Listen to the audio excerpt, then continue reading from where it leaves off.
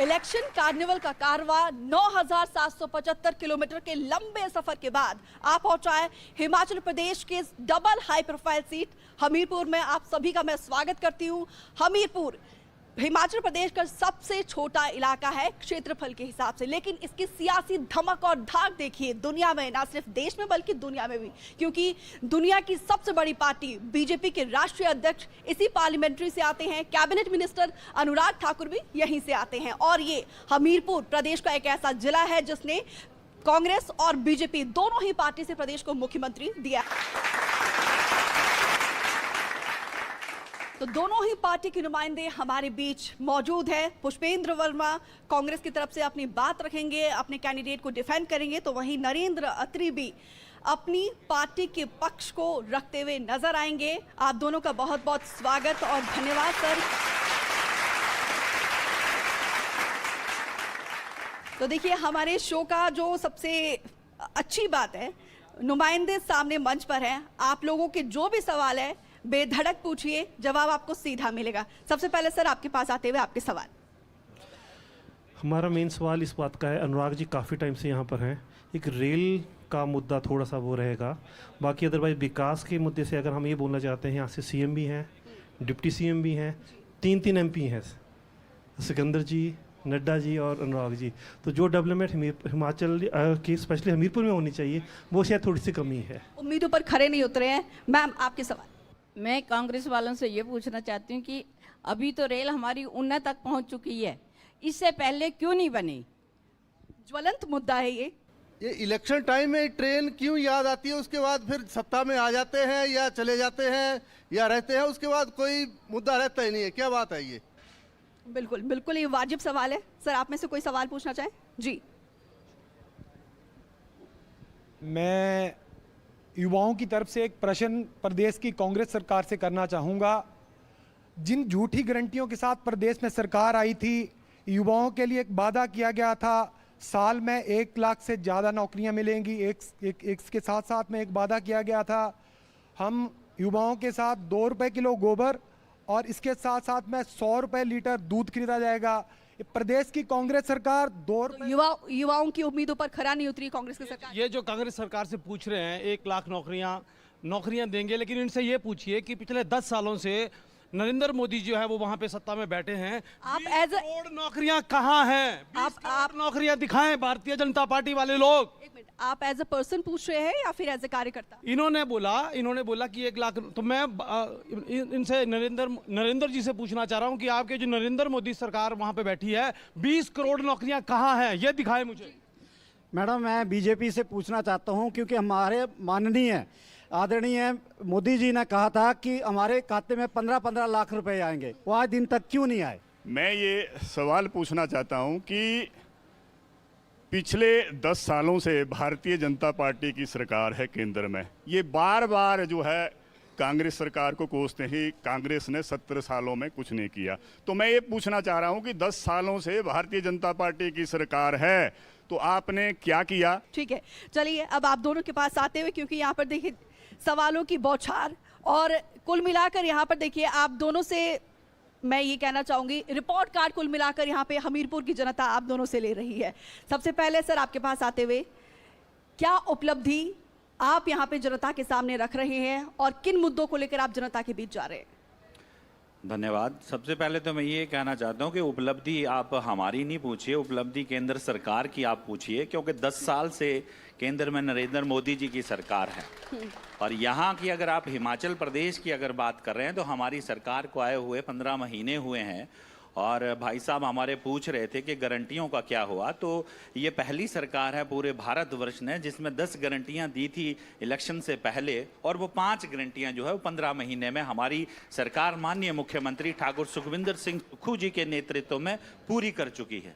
तो पहली गारंटी थी हमारी पुरानी पेंशन देना, जो कि उन्होंने पहली कैबिनेट मीटिंग में जो है पुरानी पेंशन बहाल कर दी थी। और मैं साथ में पूछना यहाँ पर लोकसभा के हो रहे हैं, इसीलिए पूछ रहा, यही बोल रहा हूँ मैं, ये पूछना चाहता हूं माननीय अनुराग ठाकुर जी से कि जब पार्लियामेंट में बहस चल रही थी ओपीएस और एनपीएस की, तो वो खड़े होके वहां पे एनपीएस के फायदे गिना रहे थे। मैं उनसे ये पूछना चाहता हूं कि खुद तो वो लेफ्टिनेंट बन गए टेरिटोरियल आर्मी में, हमारे बच्चों को हिमाचल की वीर भूमि जो कि जानी जाती है, फौज में सबसे ज्यादा जो भर्ती होती है वो हिमाचल प्रदेश से होती है, उनको आप अग्निवीर बनाने पे तुले हुए हैं। तो क्या उन्होंने कोई शब्द बोले थे जब अग्निवीर स्कीम बन रही थी, पार्लियामेंट में कहा था कि हमारे बच्चों को अग्निवीर ना बनाएं? खुद वो लेफ्टिनेंट है, हमारे बच्चों को अग्निवीर बना रहे हैं। तो और क्या वो ये हमीरपुर की जनता को बताना चाहेंगे कि क्या वो फिर से जीते तो अग्निवीर स्कीम को खत्म कर देंगे? ठीक है, ठीक है। नरेंद्र जी, बेशक आप लोग जीत के लिए आश्वस्त नजर आ रहे हैं, लेकिन जनता आपके सामने है, पूछ रही है कि ऊना से हमीरपुर तक रेल आखिर कब पहुंचेगी, वो लाइनें कब बिछेंगी? सबसे पहले तो मैं आपके चैनल का आभार व्यक्त करता हूं कि आपने हमारे जिला हमीरपुर के स्थान को चुना इस डिबेट के लिए। लोकतंत्र में इसका अपना महत्व है।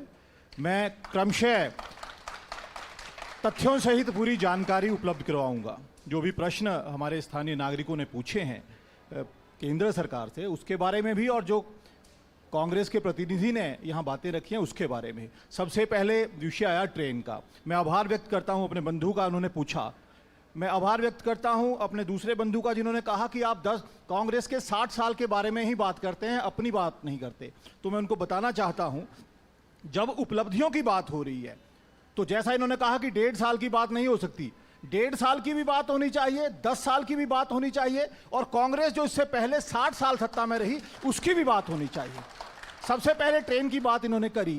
सन 1971 में नंगल से ऊना तक ट्रेन प्रस्तावित हुई, पर उसके बाद जब से देश आजाद हुआ, सबसे कांग्रेस ना तो शिमला से 1 इंच आगे बढ़ पाई, ना जोगिंदर नगर से 1 इंच आगे बढ़ पाई। यदि नंगल से ऊना तक ट्रेन पहुंची तो भारतीय जनता पार्टी के प्रतिनिधियों के प्रयासों के कारण पहुंची। ऊना से यदि अंब अंदौरा तक पहुंची तो भारतीय जनता पार्टी के प्रत्याशी, भारतीय जो आज देश के खेल मंत्री भी हैं। सर, 10 सालों से आपकी सरकार है, सीधा सा सवाल ये सीधा सा जवाब मैं वही बता रहा हूं। कोशिश नहीं, कोशिश अंब तक, कोशिश यहाँ तक कोशिश की बात नहीं कर रहा हूं, मैं जानकारी मुहैया करा रहा हूं। जिस तरह इन्होंने प्रश्न पूछे उस पर आधारित जानकारी मैं मुहैया करवा रहा हूं। अंब इंदौरा जो हमीरपुर से लगभग 1 घंटे के डिस्टेंस पे स्थान है, वहां तक जो ट्रेन पहुंची तो श्री अनुराग ठाकुर जी के प्रयासों के कारण ही पहुंची। यदि दौलतपुर चौक तक जो ट्रेन है वो पहुंची तो अनुराग ठाकुर जी के प्रयासों के कारण ही है। ये तो पूछ रहे हैं कि हमीरपुर तक ट्रेन कब पहुंचेगी। यदि नंगल से अंब इंदौरा तक, दौलतपुर चौक तक ट्रेन पहुंची है, भारतीय जनता पार्टी ने पहुंचाई है, और यदि हमीरपुर पहुंचाएगी तो भारतीय जनता पार्टी ही पहुंचाएगी। पुष्पेंद्र वर्मा जी, अब क्योंकि आपके पास आते हुए आपको पता है आपके सामने किस तरीके की शख्सियत के साथ आप लोगों का मुकाबला है, इस बार क्या स्ट्रैटेजी आप लोगों के साथ आप लोगों ने बनाई है सर? क्योंकि देखिए, पहले कंफ्यूजन थी, राजदादा का नाम सामने आ रहा था, उसके बाद से उप मुख्यमंत्री का सामने आ रहा था, तो कहा यह भी जा रहा है कि आप लोगों ने वॉकओवर दिया है अनुराग ठाकुर को। देखिए, जो कांग्रेस पार्टी है एक बहुत पुरानी पार्टी है, और जैसे आप कह रहे हैं कि वॉकओवर दिया है, तो ये आप गलत कह रहे हैं, क्योंकि कांग्रेस पार्टी के अंदर बहुत से नेता हैं जो कि सक्षम हैं चुनाव लड़ने के लिए। और माननीय उप मुख्यमंत्री का आप नाम ले रहे हैं, उनका थोड़ा पारिवारिक समस्या होने के कारण वो इस चुनाव में उस शक्ति के साथ नहीं आ सकते। तो इसलिए रायजादा जी थे, वो हमेशा से हमारी जो है पहली पसंद हैं, और वो एक धाकड़ नौजवान युवा नेता हैं जिन्होंने कि इनके बीजेपी के अध्यक्ष को वहाँ पे धूल चटा के एक बार दिखा चुके हैं, और वो कोई कमज़ोर नहीं है। और रही बात स्ट्रैटेजी की, तो स्ट्रैटेजी जो है वो नेता लोग नहीं बनाते, स्ट्रैटेजी जनता बनाती है। ये जनता ने तय करना है। अनुराग जी पिछले 20 वर्ष से यहाँ पे सांसद हैं, उन्होंने तय करना है कि उन्होंने यहाँ पे क्या किया। 10 साल से अगर केंद्रीय मंत्री हैं तो एक केंद्रीय मंत्री का जो बजट होता है वो एक प्रदेश सरकार से ज़्यादा होता है। पहली टर्म में वो फाइनेंस मिनिस्टर रहे, और उन्होंने ऊना से हमीरपुर के जो तथ्य जो आप कह रहे थे मेरे भाई नरेंद्र अत्री जी, तथ्य ये हैं कि उन्होंने ऊना से हमीरपुर के लिए 1000 रुपये जो है वो फाइनेंस मिनिस्टर होते हुए उस रेलवे लाइन के लिए डाला। ये हमीरपुर वासियों के साथ मजाक है। तो इसलिए जनता तय करेगी कि स्ट्रैटेजी क्या है। और हम जो है अनुराग ठाकुर को बम्पर वोटों से जिताकर जो है हमीरपुर की जनता भेजती है। नरेंद्र जी, अब आपके पास आते हुए, क्योंकि यहाँ पर देखिए इस बार मुख्यमंत्री इसी पार्लियामेंट्री से है, उप मुख्यमंत्री है, कैबिनेट मिनिस्टर है, फाइट को आप किस तरीके से देखते हैं? हालांकि आप लोग यहाँ पर जीत के लिए आश्वस्त है, लेकिन 400 पार का नारा आप लोग दे रहे हैं, और हिमाचल प्रदेश की 4 सीटों पर जीत के लिए क्या रणनीति सर आप? देखिए, हम जीत के लिए आश्वस्त इसलिए हैं कि भारतीय जनता पार्टी ने काम किया है, नरेंद्र मोदी जी ने काम किया है, अनुराग ठाकुर जी ने काम किया है। डॉक्टर साहब पूछ रहे हैं कि इनके प्रत्याशी जो हैं उन्होंने भाजपा के नेता को धूल चटाई है, तो मैं इनको दुरुस्त करना चाहूँगा। आजकल तो उन्होंने खुद ही धूल चाटी है फिलहाल विधानसभा चुनावों में। रही श्री अनुराग ठाकुर जी की बात, तो आज अनुराग ठाकुर जी की उपलब्धियां न केवल हिमाचल प्रदेश में बल्कि पूरे भारतवर्ष के अंदर चर्चा की, उनकी कार्यशैली जो है चर्चा का विषय है। आज उनको फॉलो देश के दूसरे सांसद करते हैं, उनकी नीतियों के कारण, उनकी पॉलिसीज के कारण, चाहे वो लोकसभा के अंदर परफॉर्मेंस की बात हो या लोकसभा के बाहर अपने प्रदेश के हित की रक्षा करने की बात हो, उन्होंने एक नहीं अनेकों बार पूरे देश को प्रभावित किया है। और जो ट्रेन की बात बार बार कह रहे हैं, इनके आंकड़े, इनके अपने आंकड़े हैं। वास्तविकता यही है कि हजारों करोड़ रुपया 13 ट्रेनें अनुराग ठाकुर जी ने अपने संसदीय क्षेत्र के लोगों के लिए शुरू करवाई।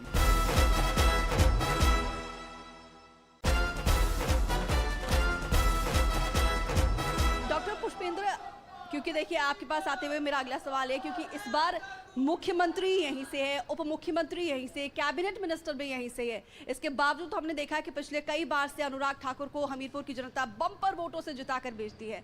इस बार टफ फाइट देखने के लिए आप लोग क्या कर रहे हैं सर?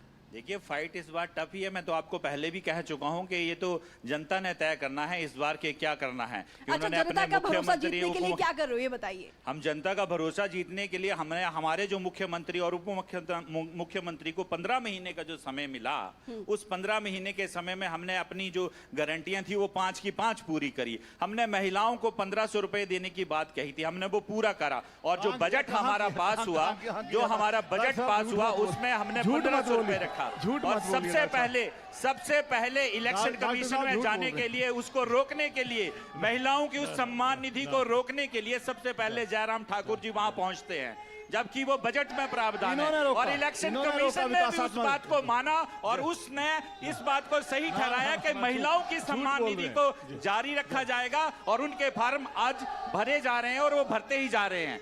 तो ये बात मैं कह रहा हूं कि 15 महीने के अंदर माननीय सुखविंदर सिंह सुक्खू जी ने जो काम किए हैं, उन कामों के आधार पे आज आप गांधी चौक पे बैठे हैं। गांधी चौक का स्वरूप 15 महीने के, आप 15 महीने पहले आते तो देखते। और अरे दूसरी भाई, बात अनुराग ठाकुर जी ने बोला था इसको बनाने के लिए बजट सैंक्शन करवाया था, अनुराग जी बजट की सैंक्शन नीतियों करवाया का था। जो फॉलो अप है वो दूसरे सांसद भी कर रहे हैं। तो उनकी एक सबसे बड़ी पीछे उन्होंने, अब उनकी एक सरकार थी, जयराम जी की सरकार थी, डबल इंजन की सरकार थी, तो मैं देखा करता था कि उनकी भी एक मेरा अस्पताल करके जो स्वास्थ्य जांच सुविधा चल रही थी। इसका मतलब ये हुआ कि जो उनकी सरकार थी वो स्वास्थ्य सुविधाएं बेहतर नहीं दे रही थी। इसका मतलब डॉक्टर साहब ये भी था, वो एफर्ट करने पड़ रहे हैं। वो खुद कह रहे थे कि उनकी सरकार अच्छा काम नहीं कर रही है।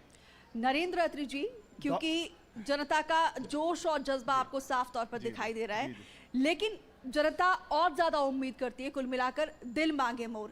और आज हम दिन भर जो है जनता के बीच थे, उनके मन को टटोल रहे थे।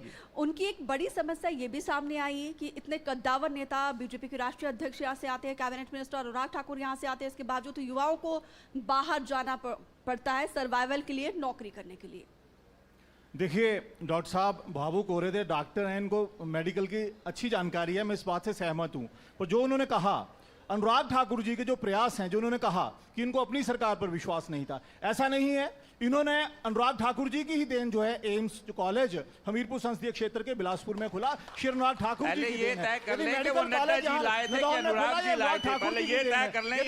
सैटेलाइट यदि सेंटर जो अंदर खुला वो श्री अनुराग ठाकुर जी की देन है। इसके बाद जो अपने हिमाचल के पर्वतीय क्षेत्रों के, ग्रामीण क्षेत्रों के जो हमारे बुजुर्ग जो हैं अस्पताल तक नहीं पहुंच सकते, यदि उन तक अस्पताल अपनी वैन पहुंचाने का प्रयास अनुराग ठाकुर जी ने किया, तो क्या ये प्रशंसा की बात नहीं है? क्या यदि 10 लाख लोगों को, अपने संसदीय क्षेत्र के लोगों को वो टेस्ट वैन मुहैया करवाते हैं, सांसद अस्पताल उनके घर तक पहुंचाते हैं, तो ये प्रशंसा करनी चाहिए। हमीरपुर और कांगड़ा हिमाचल प्रदेश को देवभूमि के साथ वीरों की भूमि भी कही जाती है। अग्निवीर को लेकर यहाँ पे युवाओं में काफी रोष है सर, क्योंकि इसी धरती ने परमवीर चक्र विजेता को भी दिया है। ना जाने कितने युवाओं ने मां भारती की रक्षा करते हुए अपना सर्वोच्च बलिदान दिया है। मुझे बहुत हैरानी होती है, मैं आपके प्रश्न का स्वागत करता हूं, जिन्होंने भी ये प्रश्न किया उसका मैं स्वागत करता हूं। मुझे बहुत हैरानी होती है जब कांग्रेस जो है देश की सीमा की सुरक्षा की बात और सैनिक के सम्मान की बात करती है, क्योंकि कांग्रेस अधिकतर समय इस देश के अंदर सत्ता में रही, उन्होंने कभी ध्यान नहीं दिया। यदि भारतीय जनता पार्टी की बात करता हूं, इनको अग्निवीर की खामियां तो निकाल रहे हैं, पर वन रैंक वन पेंशन में 1,20,000 करोड़ रुपया जो है इस देश के करोड़ों सैनिकों के खातों में गया, उसकी बात नहीं करेंगे। यदि ये अग्निवीर की बात करेंगे, पर इस प्रदेश लेकिन नरेंद्र जी, युवा तो अपने भविष्य को लेकर चिंतित है ना। मैं बात कर रहा हूं, मैं सीधा इसी विषय पर आ रहा।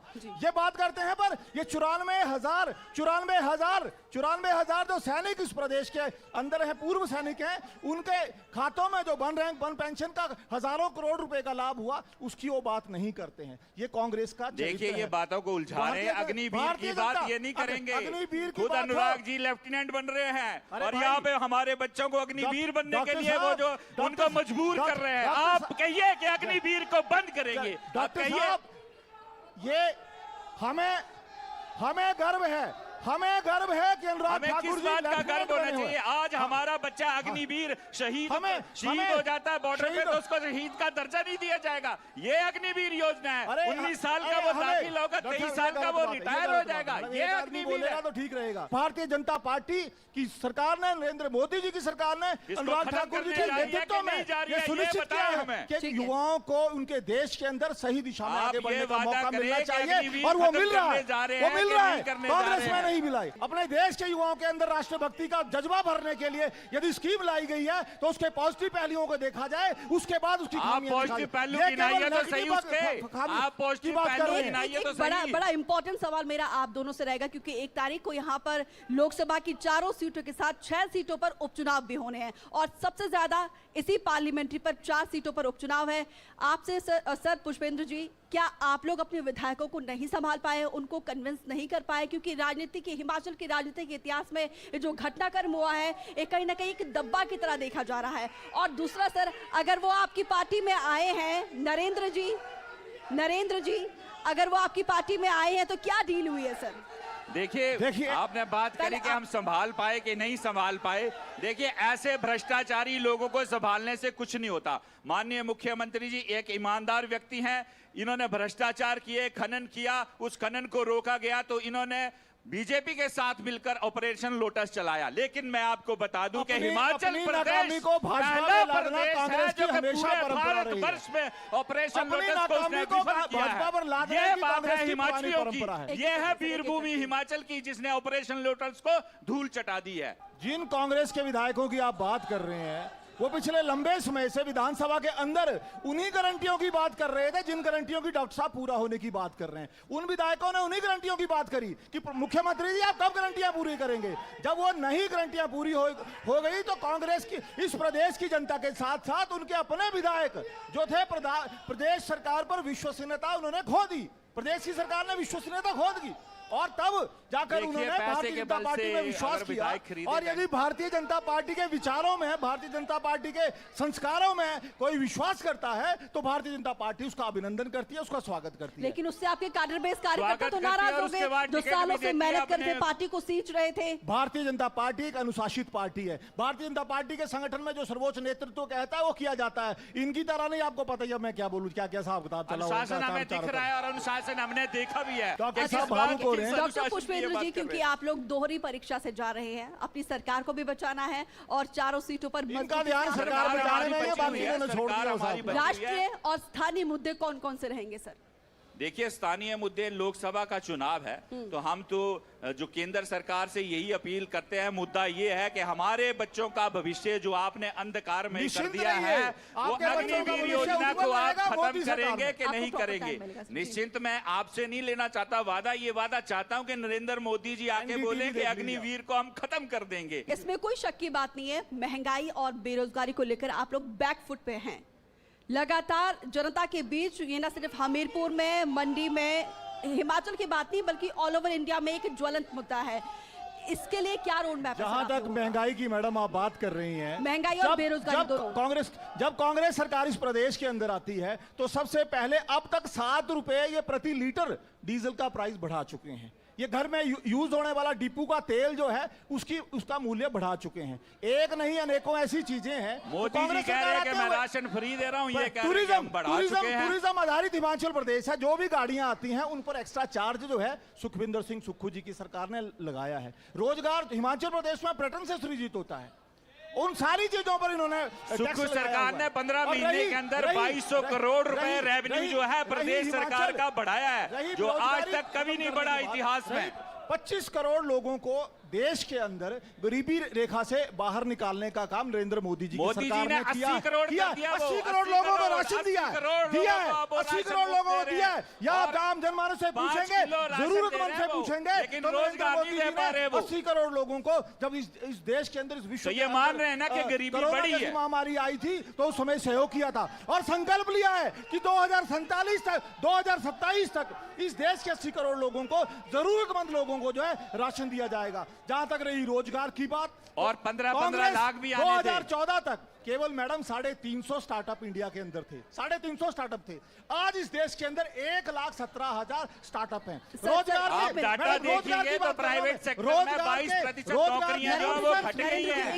ये पता नहीं कौन से स्टार्टअप की बात कर रहे हैं। हमीरपुर को एजुकेशन हब भी माना जाता है सर, हमीरपुर को एजुकेशन हब माना जाता है, लेकिन आज जनता के बीच एजुकेशन हब हमीरपुर को हमारी सरकार ने बनाया। एक मिनट सर, बेशक, लेकिन जनता का ये कहना है सर, युवा जो है नौकरी के लिए उनको बाहर जाना पड़ता है। आखिर क्यों सर? जब एजुकेशन यहाँ पर है तो रोजगार उनको यहाँ पर क्यों नहीं मिलता? एजुकेशन हब इन्होंने कहाँ से बनाया? अकेडमियां खोल के एजुकेशन हब बनाया। चाहे बात हमीरपुर का ग्लोबलाइजेशन का जमाना है, ग्लोबलाइजेशन का जमाना है। नौजवान जो एनआईटी जैसे संस्थानों से पढ़ते हैं, एनआईटी जैसे संस्थानों से पढ़ते हैं, वो कांग्रेस सरकार ने खोला है। आप बताएं। भाजपा ने खोला है भाई, भाजपा ने खोला है, भारतीय जनता पार्टी ने खोला है। और जानकारी ले। अरे तो उनको रोजगार के, अच्छे रोजगार के लिए उनकी एजुकेशन को मीट आउट करने वाली हुआ करता था, वो एम्प्लॉयमेंट है वो बाहर कांग्रेस सरकार ने बनाया। ये बताएं कि इन्होंने कौन सा एनवायरमेंट बनाया है, ग्लोबलाइजेशन का जमाना बनाया। मेडिकल कॉलेज जो है वो ठाकर सुखविंदर सिंह, अरे भाई वो भाजपा ने 2015 में देश के अंदर मोदी जी की सरकार थी और उस समय ही वो बनना शुरू हुआ। एक मिनट नरेंद्र से, आपदा को लेकर मेरा सवाल था सर, क्योंकि कांग्रेस का लगातार ये कहना है कि आपदा में नरेंद्र मोदी जी सरकार ने 1800 करोड़ रुपया जिसका मिसयूज जो कांग्रेस सरकार ने 1800 करोड़ रुपया आपदा के समय में नरेंद्र मोदी जी ने दिया। आपदा के जब जैसे ही आपदा आई, हमारे देश के राष्ट्रीय अध्यक्ष भारतीय जनता पार्टी के आदरणीय जगत प्रकाश नड्डा जी, हमारे केंद्रीय मंत्री आदरणीय अनुराग ठाकुर जी सभा वहां पहुंचे, ग्राउंड जीरो पर पहुंचे और उन्होंने व्यवस्था करी। 1800 करोड़ रुपए का 1800 करोड़ रुपया जो नरेंद्र मोदी ने अपने सर्वेयर जो है वो हिमाचल प्रदेश के अंदर भेजे और उन्होंने खुद कहा कि हिमाचल प्रदेश के अंदर 11,600 करोड़ रुपए का नुकसान हुआ है और बाकी रही इनके 1800 करोड़ की, तो पता नहीं वो भी ट्रेन की तरह कहीं उन्ना स्टेशन पे ना रह गया। 1800 करोड़ पहुंचे, 1800 करोड़ पहुंचे कांग्रेस के नेताओं के रिश्तेदारों और उनके पिछलगुओं को मिसयूज किया गया। मिसयूज किया गया के बाद उन्हें misuse of funds. Anurag Thakur बताया कि उन्होंने क्या आपने सैलरी से कुछ किया? एक और इम्पोर्टेंट सवाल डॉक्टर पुष्पेंद्र जी आपसे, क्योंकि कहा जाता है कि जब से आपकी सरकार यहाँ पर आई है, आरोप ये लगा रही है विपक्ष कि यहाँ पे भ्रष्टाचार, खनन माफियाओं के हौसले बुलंद होते जा रहे हैं। कहाँ से बुलंद हो रहे हैं? आपके सामने आप खुद ही कह रहे हैं कि 9 विधायक अभी पालमपुर के घटना के उन्हीं के ऊपर तो लगाम लगाई, उन्हीं को तो ये 9 को खरीद के लेके गए हैं, उन्हीं की तो बात हो रही है। 4 गुना अपराध की दर हिमाचल प्रदेश में बढ़ी है एक साल। उनके भ्रष्टाचार को रोके इन्होंने, ऑपरेशन लोटस इन्होंने चलाया, तभी उनके साथ मिलके तो भ्रष्टाचार, खनन, इन सब को रोका गया। और हमीरपुर क्या हिमाचल की जनता जानती है, एक युवक को इतने 15 टुकड़े उसके किए जाते हैं चंबा के अंदर। पालमपुर में 10 दिन पहले, 15 दिन पहले एक बेटी पर एक सरफिरा जो है वो 12 बार दराट से हमला करता है। बद्दी के अंदर 2 महिलाओं को अगवा किया जाता है। अरे बोरंज के अंदर एक बहन के साथ अमानवीय व्यवहार होता है। इसकी ये लॉ एंड ऑर्डर की बात कर रहे हैं आप हमारे नेता कॉलेज के आसपास ग्राउंड खोलते हैं और ये कांग्रेस सरकार जो है इन्होंने ठेका खोल दिया हुआ है। ये बताइए जरा, क्योंकि पहला सवाल रेल से रिलेटेड था और आखिरी सवाल भी मेरा वही रहेगा कि हमीरपुर में रेल कब पहुंचेगी? देखिए अनुराग ठाकुर जी ने ही नंगल से अंब तक पहुंचाई है और हमीरपुर तक क्या हमीरपुर से रानीताल से लेके बिलासपुर तक का सर्वे भी हमारी सरकार, मोदी सरकार कर रही है। और रेल कनेक्टिविटी सड़क एक्सप्रेस। डॉक्टर साहब भी वीकेंड पे जब चंडीगढ़ जाते हैं तो पहले 5 घंटे लगते थे, अब 3 घंटे लगते हैं। किसके कारण? अनुराग ठाकुर जी ने जो हाईवे बनाए। और जो रेल की बात ये कर रहे हैं कांग्रेस की, तो वैसे ही रेल बनी हुई है, पिछली बार वैसे ही रेल बनी हुई है। पहले ये तो अपनी विकास की गाथा गिना रहे हैं सर। आप लोगों को जनता की जाएगी। ये 4 लेन को 2 लेन इन्होंने कर दिया है। ये बताएं कि वो 2 लेन है कि नहीं है? गुरुजी आपने तो सिंगल लेन छोड़ी थी। तो ये जो आपसे तो 60 साल में है, ये जो भारतीय जुमला पार्टी का जुमला है, वो अब नहीं चलेगा। आपसे तो 60 साल में सिंगल लेन है, भली भांति परिचित है जुमलों से। डबल लेन 4 लेन बन रही है, उस पर प्रश्न कर रहे हैं। प्रश्न नहीं करे, 4 लेन नहीं बन रही, वो 2 लेन बन रही है। आपकी जानकारी के लिए मैं बता देता हूं, that is 2 lane not 4 lane. Doctor Pushpendra ji, यहाँ पर देखिए, ये तो अपनी विकास की एक के बाद एक जनता के सामने रख रहे हैं। इस बार सर क्या आप लोगों की ऐसी स्ट्रैटेजी रहेगी? क्योंकि देखिए चारों सीटों पर आप लोगों को फाइट भी देनी है और यहाँ लोगों के कांग्रेस पे विश्वास है, उनके मुख्यमंत्री पे विश्वास है, उनके उप मुख्यमंत्री पे विश्वास है और वो काम कर रहे हैं। आज आप गांधी चौक पे बैठे हैं, इसका स्वरूप देखिए जो बदल गया। आज से 15 महीने पहले इसका स्वरूप ये नहीं था। आप यहाँ के किसी भी सार्वजनिक शौचालय में जाइए, आप स्वरूप देखिए उसका, जो आपके करोड़ रुपए से 2001 से बस स्टैंड का कार्य नहीं हो रहा था। आप मुझे बताइए, आज वो 2024 में शुरू हुआ। वो तब संभव हुआ जब नगर परिषद में भारतीय जनता पार्टी के लोग बैठे हैं, विकास तब हुआ जब भारतीय जनता पार्टी के पार्षद जो हैं वो नगर परिषद में बैठे हैं। हमारे दीप आजाद जी बैठे हैं, हमारे हमारे भाई बैठे, विनय जी बैठे हैं। ये इनके जुड़े हुए हैं, आप हो रहे हैं, इमोशनल हो रहे हैं। आप जनता को आप 20 साल से ज्यादा बेवकूफ नहीं बना सकते। हमारे पास इतने इंपॉर्टेंट सवाल आप दोनों से, क्योंकि देखिए वोटिंग विनय जी बैठे हैं, हमारे पार्षद बैठे हैं, ये इनका विकास है, इनकी देन है। भाई अजमेर जी है हमारे, उनका विकास है, ये कांग्रेस का विकास नहीं है जी। सवाल सुनिए सर, सवाल सुनिए, क्योंकि आप देखिए चुनाव अपने आखिरी दौर में है, वोटिंग परसेंटेज गिरता जा रहा है। हिमाचल प्रदेश में वोटिंग का परसेंटेज बढ़े, इसके लिए आप दोनों ही पार्टी की क्या कोशिश रहेगी? देखिए भारतीय जनता पार्टी ने समय समय पर, न केवल भारतीय जनता पार्टी ने, पर हमारे विचार परिवार से जुड़े हुए सभी संगठनों ने प्रदेश के अंदर मतदाता जागरूक अभियान छेड़े हैं, जिसका सीधा कारण यह है केवल भारतीय जनता पार्टी के लिए वोट मांगना नहीं, लोकतंत्र के महत्व पर आम जनमानस के बीच में चर्चा करना, नौजवानों को प्रेरित करना कि वो अधिक से अधिक संख्या में जो नव मतदाता है मतदान के लिए जाएं और दूसरे लोगों को मतदान के लिए प्रेरित करें। ये हमारी योजना का हिस्सा है। देखिए हम मतदाताओं को जागृत कर रहे हैं और जो सोए हुए हैं 10 साल से उनको भी जागृत कर रहे हैं, और जो नौजवान हमारे हैं वो तो पहले ही उत्साहित हैं। इस बार अग्निवीर जैसी ये जो स्कीमें लाई गई हैं उनको तोड़ मरोड़ के जो पेश किया गया है, तो जागरूक है मतदाता। हिमाचल का अपने मुख्यमंत्री से वो प्यार करता है और आपके सामने आपने देखना यहाँ पे 75% से ऊपर वोटिंग होगी और अनुराग ठाकुर जी की इस बार जो है वो विदाई तय है हमीरपुर संसदीय क्षेत्र से, ये तय है। ठीक है सर, ठीक है, आप दोनों आए, आप दोनों का बहुत बहुत धन्यवाद। हमीरपुर की जनता से हम अपील करते हैं कि 1 तारीख को वोट डालने जरूर जाए, क्योंकि ये पर्व है, महापर्व है गर्व का। अपने वोट का जरूर इस्तेमाल करिए, क्योंकि जब आप वोट डालते हैं तो अपने 5 साल के लिए अपने जनप्रतिनिधि से सवाल पूछ सकते हैं कि आपने हमारा काम कितना किया। अपने रेल को लेकर भी आप सवाल पूछ सकते हैं। तो फिलहाल आज के लिए इलेक्शन कार्निवाल में हमें दीजिए इजाजत।